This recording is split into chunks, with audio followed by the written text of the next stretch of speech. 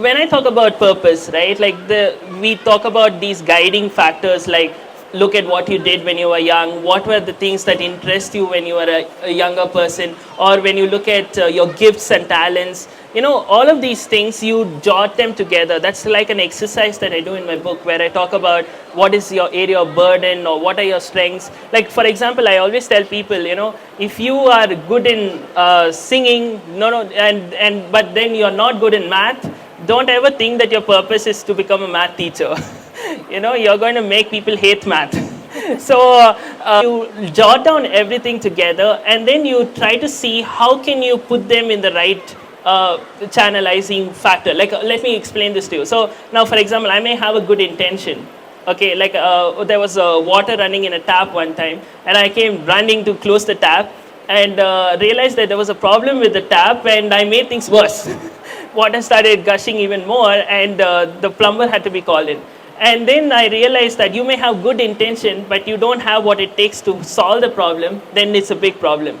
So you don't have the skill set. So whether you need to channelize, you have an intention or good, idea about something, but if you don't have the ability for it, maybe that's not your thing. Like I may like saying, I love to climb Mount Everest sometime. Many of us may want to do that, right? Not Everest stabilizer, but Mount Everest.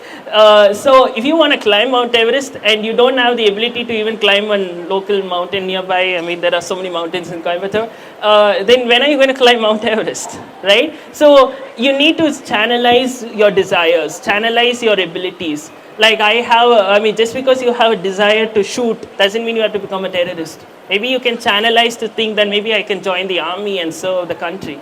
So that's what I mean about every aspect. Like whether it's a destination, whether it's a distraction or it's just connected to your destiny.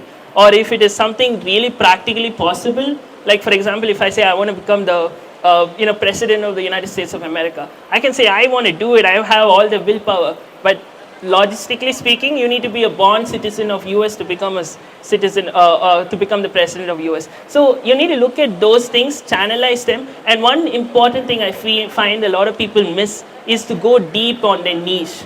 Gone are the days when people focused on, jack of all trades. Then today you have to become a jack on Titanic only. Go down and sing.